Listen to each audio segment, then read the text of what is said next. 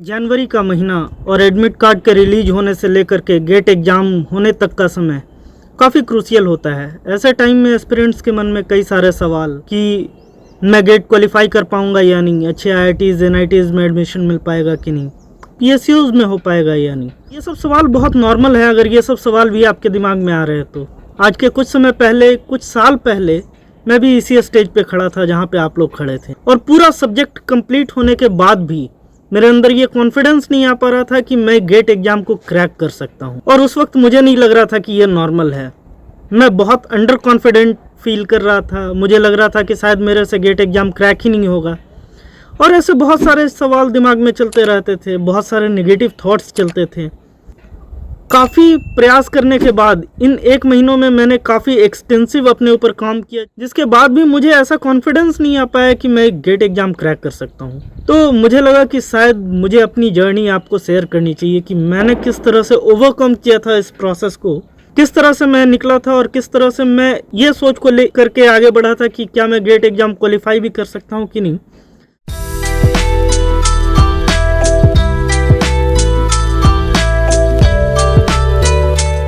So welcome back to NIT Baba after so many long times. I hope you all are doing well in your life. आगे discuss करने से पहले मैं कुछ assumptions लेकर के चल रहा हूँ कि अभी तक आप लोगों के सारे सब्जेक्ट्स कंप्लीट हो चुके होंगे। अगर सारे सब्जेक्ट्स कंप्लीट नहीं हैं तो इन कुछ दिनों में आप मेजर सब्जेक्ट्स को फॉलो करें, जहाँ से गेट में मैक्सिमम मार्क्स से सवाल पूछा जाता है। अगर मैं सिविल इंजीनियरिंग की बात करूँ तो इसमें कुछ सब्जेक्ट्स हैं जहाँ पे गेट मेजर फोकस करता है, जैसे कि math, aptitude, transportation engineering, soil mechanics, environmental engineering and irrigation and hydrology. ये 6 सब्जेक्ट्स पे आप ठीक ठाक अपनी पकड़ रखें। दूसरा मैं एजम्पशन लेकर के चल रहा हूँ कि आपके पास शॉर्ट नोट्स प्रिपेयर्ड होगा। अगर आपके पास शॉर्ट नोट्स प्रिपेयर्ड नहीं है तो आप किसी भी कंपनी के हैंडबुक फॉलो कर सकते हैं, जैसे कि मेडीजी का फॉलो कर सकते हैं या सिविल बूस्टर का फॉलो कर सकते हैं। जो भी आपको ठीक लगे अपने कन्वीनियंट के हिसाब से आप शॉर्ट नोट्स या तो खुद से प्रिपेयर कर लें या फिर किसी भी कोचिंग इंस्टीट्यूट के शॉर्ट नोट्स को आप प्रेफर कर सकते हैं। और मैं ये गारंटी देता हूँ कि अगर आप इस तरह से फॉलो करेंगे तो 20 to 30 मार्क्स आप इंक्रीज कर सकते हैं। क्वालिफाइंग की मैं बात नहीं कर रहा हूँ, क्वालिफाई करने से लेकर के 20 से 30 नंबर का जो गैप है उसको आप फिल कर सकते हैं। सारे सब्जेक्ट पढ़े होने के बाद भी कई बार ऐसा होता है कि कॉन्फिडेंस नहीं आता है, और ये प्रोसेस उसी कॉन्फिडेंस बिल्डिंग का है कि अगर आप ये प्रोसेस को फॉलो करेंगे तो आपके अंदर भी वो कॉन्फिडेंस आ जाएगा कि कैसे आप एक अच्छा स्कोर कर सकते हैं। So let's discuss the points जहाँ से आप अपनी इम्प्रूवमेंट की जर्नी को स्टार्ट कर सकते हैं।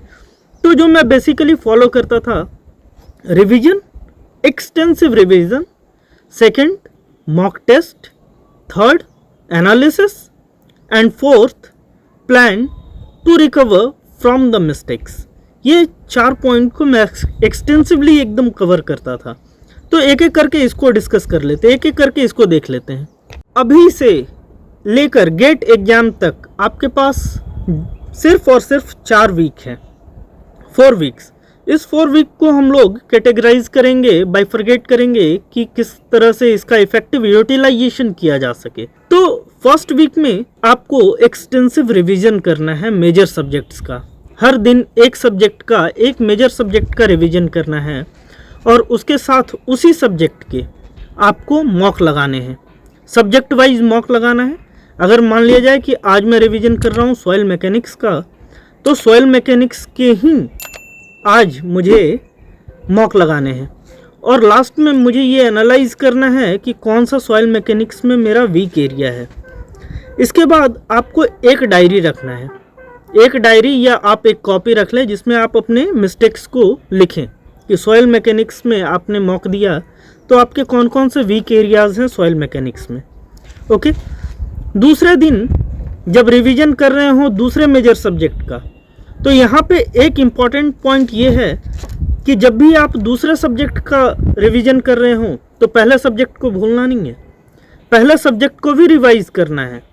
उस तरह से एक्सटेंसिवली रिवाइज नहीं करना है, जस्ट आपको पेजेस पलट के देखने हैं अपने शॉर्ट नोट्स के जो आपने कल रिवाइज किए थे, और उसके बाद आज दूसरा सब्जेक्ट स्टार्ट करना है। आज दूसरा सब्जेक्ट का रिवीजन करने के बाद पूरे दिन उसका सब्जेक्ट वाइज मॉक देना है और लास्ट में आपको एनालाइज करना है कि आपकी गलतियां कहाँ कहाँ हुई, उसको नोट डाउन करना है अपने नोटबुक में, अपने डायरी में जो भी आपने बनाया है मिस्टेक्स के लिए। ठीक है, ये पूरे वीक में, ये पूरा वीक यही चलेगा कि 7 वीक हैं तो आपके 7 सब्जेक्ट अच्छे से रिवाइज हो जाने चाहिए। हर दिन पिछले सब्जेक्ट का भी रिवीजन होना चाहिए और मॉक ये 7 दिन आपको सब्जेक्ट वाइज देने हैं, फुल लेंथ मॉक नहीं देना है। 7 सब्जेक्ट के मिस्टेक्स को एनालाइज करना है, उसको नोट डाउन करना है और रात को सोने से पहले उन मिस्टेक्स को एक बार देख करके सो जाना है। ठीक है, उसके बाद सेकेंड वीक की तरफ चलते हैं। तो सेकेंड वीक में आपको स्विच करना है, एक तो रिवीजन, एक दिन में 2 सब्जेक्ट का रिवीजन करना है एक्सटेंसिवली और उसके बाद एक फुल लेंथ मॉक देना है हर 2 दिन में। एक दिन फुल लेंथ मॉक देना है, उसके बाद उसको एनालाइज करना है, वीक एरियाज को आइडेंटिफाई करना है, अपने नोटबुक में लिखना है। दूसरे दिन भी यही करना है, full day analysis practice of weak areas और फिर तीसरे दिन दूसरा मॉक देना है। तो हर 2 दिन में एक मॉक देना है और दूसरे दिन उसको एक्सटेंसिवली एनालाइज करना है। Coming to the third week, तीसरे वीक में आपको हर दिन एक मॉक देना है, हर दिन डेली एक मॉक देना है और वो जो आपने मिस्टेक्स की कॉपी बनाई थी उसमें अपने मिस्टेक्स को देखना है कि कौन सा मिस्टेक जो है वो रिपीटेटिवली एकदम हो रहा है, उसको मिनिमाइज करना है। हर दिन मॉक देना है, हर दिन रिवीजन करना है और रात को सोने से पहले देखना है स्टार्टिंग से कि कौन कौन से मिस्टेक्स अभी तक आपने किए हैं। ये 3 वीक और लास्ट के जो 4th वीक है इसमें आपको कोई मॉक नहीं देना है, जस्ट आपको रिवीजन करने हैं अपने शॉर्ट नोट्स की, जो आपको फॉर्मूला याद नहीं था जो आपने लिखे हैं अपने मिस्टेक कॉपी में, अपने मिस्टेक डायरी में। उस मिस्टेक्स को सबको देखना है, कहाँ कहाँ पे मिस्टेक हो रहा था, कौन सा फॉर्मूला नहीं याद आ रहा था एग्ज़ाम के दौरान। और बस 7 दिन आपको रिवीजन करना है, अपने मिस्टेक्स को देखना है, मॉक नहीं देने हैं। और सबसे important and the last point, अपने आप को वेल मोटिवेटेड रखें, पॉजिटिव रखें। लास्ट के टाइम पे ऐसे नेगेटिव थॉट्स बहुत आएंगे। अपने आप को काम रखें, अच्छी नींद बहुत ज़रूरी है, मोटिवेटेड रहना बहुत ज़रूरी है एग्ज़ाम में अच्छा परफॉर्मेंस देने के लिए।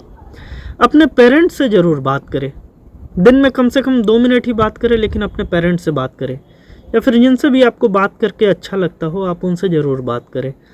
और अपने आप को सोशल मीडिया से कुछ दिनों के लिए दूर कर लें। अगर आप अपने आप को सोशल मीडिया से कुछ दिनों के लिए दूर कर लेंगे तो आपको पता चलेगा कि ये दुनिया अब भी उतनी खूबसूरत है जितनी पहले थी। बस आप इन चीज़ों में फंस करके आपको लगता है कि बहुत लोग बहुत ज़्यादा ग्रो कर पा रहे हैं, आप नहीं कर पा रहे हैं, बहुत लोग बहुत अच्छा परफॉर्म कर रहे हैं, आप नहीं कर पा रहे। ऐसा बिल्कुल भी नहीं है।